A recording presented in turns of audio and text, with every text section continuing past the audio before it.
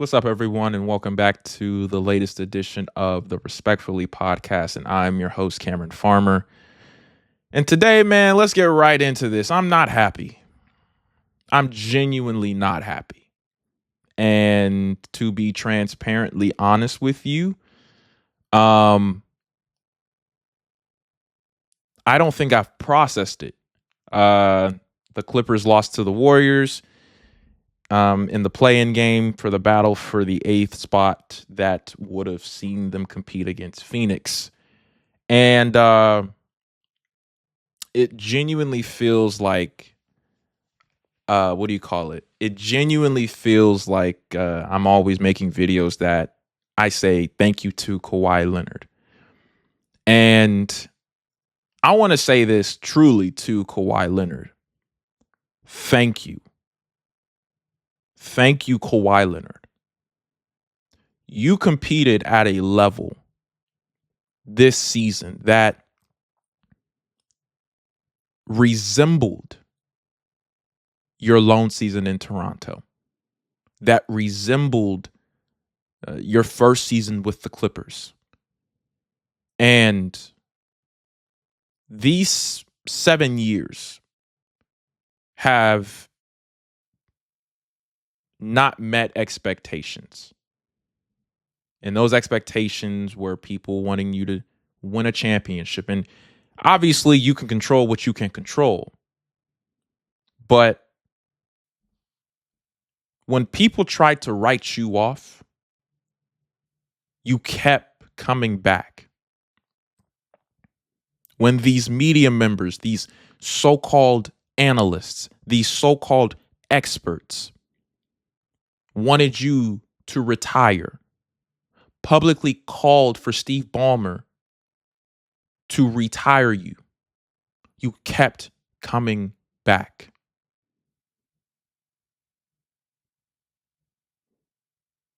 When the Clippers went through an overhaul, the departure of James Harden, the departure of Ivica Zubac, you still kept showing up. It was like it was a win-win situation it's like it's a lose-lose situation with Kawhi Leonard. If he doesn't play a certain amount of games, or if he misses the biggest games, it's a loss. If he plays and he doesn't get to the playoffs, it's a loss. And the crazy thing is, even now, there were people saying, oh, you're the worst superstar. Kawhi Leonard is the worst superstar, and Kawhi Leonard doesn't promote a brand, and Kawhi Leonard, you just can't trust him anymore, and Kawhi Leonard this, and Kawhi Leonard that. All of this different hoopla from these so-called experts who don't watch Clippers basketball. I don't even care what some of these casuals who have YouTube channels, these casuals who at me about, oh, what about Kawhi this, Kawhi that, Kawhi. I don't even care because y'all don't even watch the game.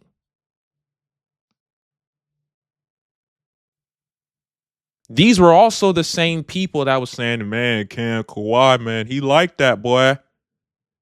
Kawhi, man, he's like that, bro.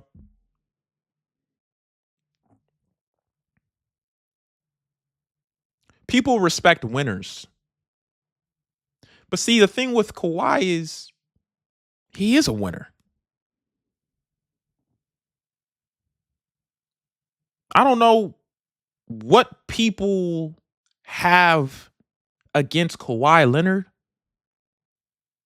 but I surely do pray that they don't get their information from just Stephen A. Smith. And I don't say that as a shot to him. I say that because media, particularly in sports media, truly has the ability to sway how you feel about a certain situation or player. That's called cultivation theory.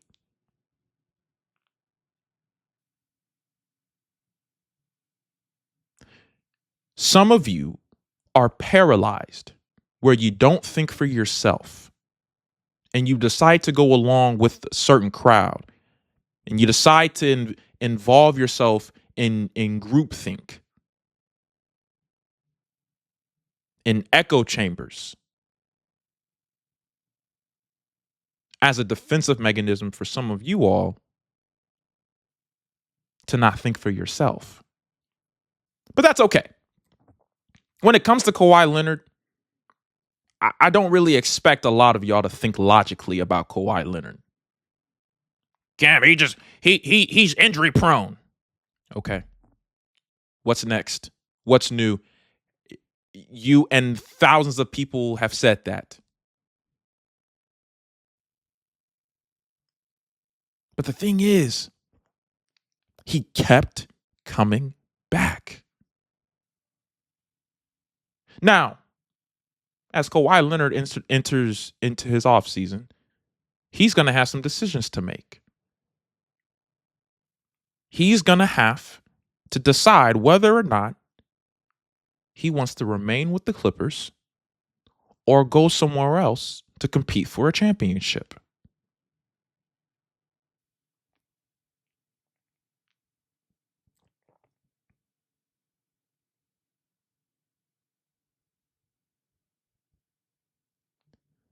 Having said that, I want to address a couple of things regarding Kawhi Leonard and this Paul George nonsense. Anytime I hear or see a graphic on Instagram or I watch a video on YouTube or whatever that people say, oh man, why did the Clippers give up Shai Gilgeous-Alexander and 5 first-round picks for Paul George? Why did they do that? And people don't understand that in hindsight, it's easy to say that now. But in 2019, the whole landscape of the NBA changed in a matter of 2 months. In June of 2019, you had a team that consisted of Klay Thompson, Stephen Curry, Draymond Green, and Kevin Durant. In a month and a half to 2 months, that Golden State Warriors dynasty, before they won their 4th championship in 2022, a lot of us thought that dynasty was over because you don't have Kevin Durant in the West anymore. Klay Thompson is out for that entire season. A prime Anthony Davis is teaming up with LeBron. A prime Russell Westbrook is teaming up with the prime James Harden. Chris Paul is on the Thunder. Kemba Walker is on the Celtics. Kevin Durant is in Brooklyn with Kyrie. And you have a prime Paul George with a prime Kawhi Leonard. If you look at Mikal Bridges and him being traded to the Knicks for 5 first-round picks, when you look at Desmond Bane being traded to the Orlando Magic for 4 first-round picks, that's a lot for 2 players who respectfully have not accomplished anything. That's a completely different outlook. That's a completely different situation from Paul George in 2019. Paul George, or let me say this, the Clippers really had the opportunity to win a championship when they were pitching to Kawhi Leonard about, hey, man, come to the Clippers. They had an opportunity to do such things. And I don't think, as much as Kawhi Leonard really was the alpha, as much as Kawhi Leonard proved to be an A-option scorer, I don't think he truly had an issue of playing with LeBron. That's why he made the ultimatum. If you don't get Paul George here, if we're keeping strictly basketball, I don't care about all that extra stuff. But if you don't get Paul George here, I'm going to the Lakers. Kawhi ain't had no problem. And so Steve Ballmer was like, oh man, we can't do that. He's our guy to lead us to a championship. We got to get Paul George. Mind you, Paul George in 2019 is in his prime. Third in MVP voting, third in Defensive Player of the Year voting. And you have the opportunity to keep Pat Bev, Lou Will, Montrezl Harrell. You have the opportunity to do that.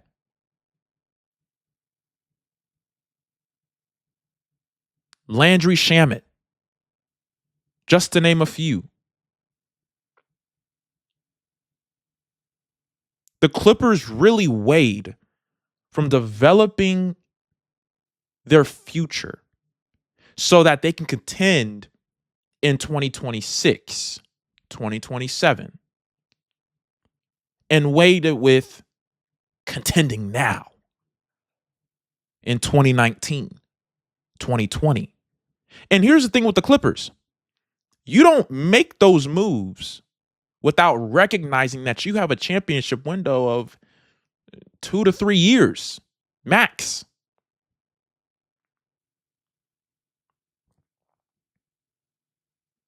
So anyone who says, "Oh, why did they give up Shai Gilgeous-Alexander, man? They could have had."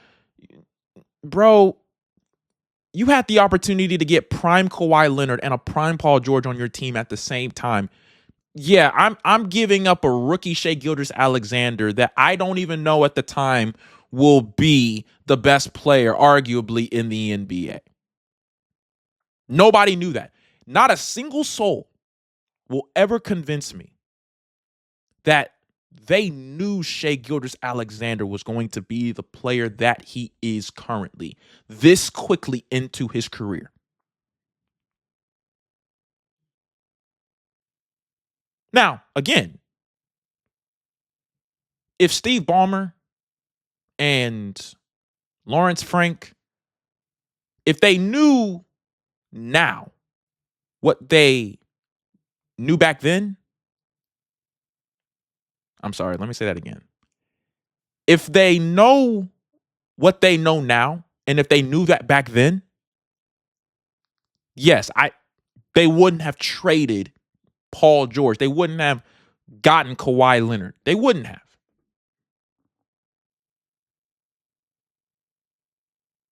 But the bottom of the line is they didn't know that. And so I really wanted to express that because we live in a lot of revisionist history nowadays. And it's very unfortunate. It really is.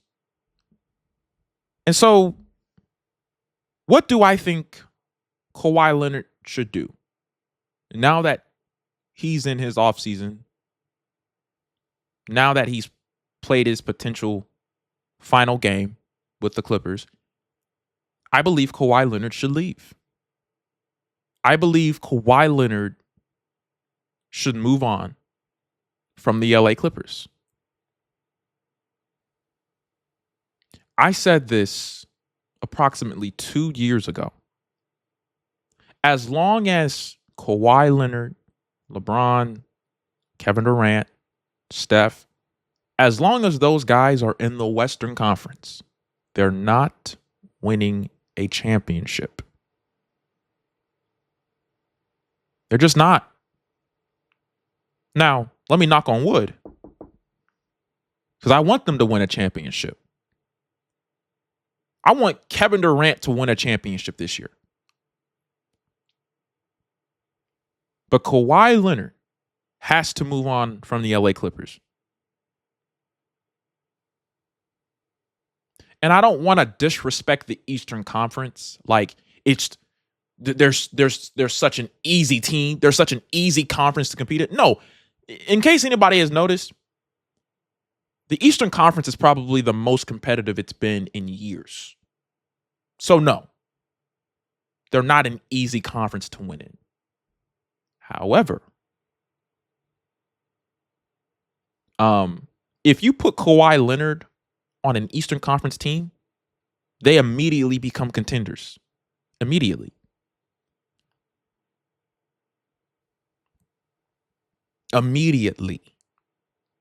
Kawhi Leonard can't be a part of a rebuild. He just can't. So I don't know, man. It's very disheartening again not seeing Kawhi compete for championships. And we got people like Chris Paul throwing subliminals at the Clippers and posting memes. If Chris Paul is comfortable in being petty, then I would hope he's comfortable in talking about the real reason why the Clippers decided to send him home in the middle of the season.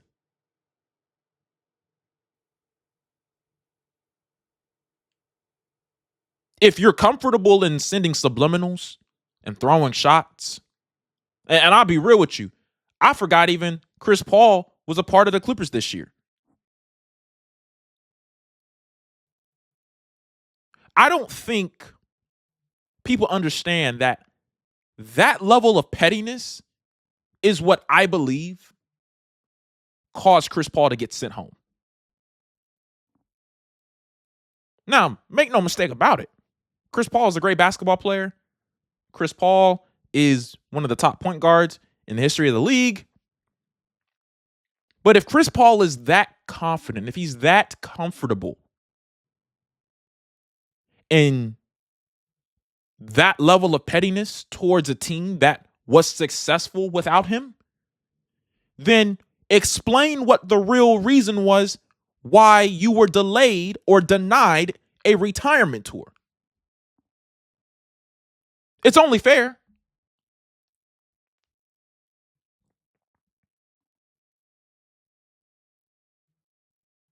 It's only fair.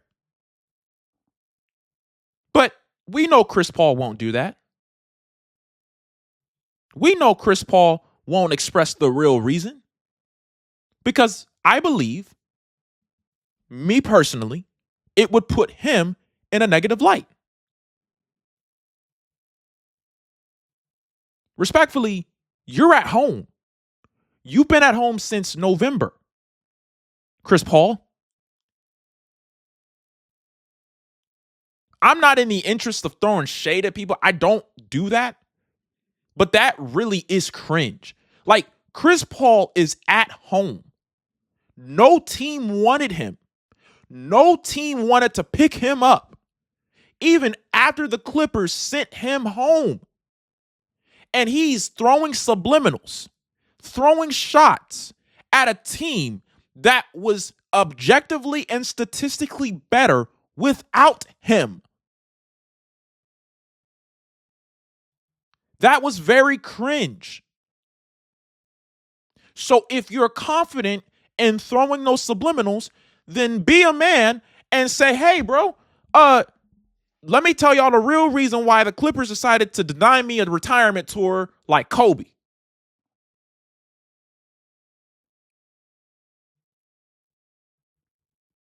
You like what Draymond told Paul Pierce. You trying to get a retirement tour. They don't love you like that.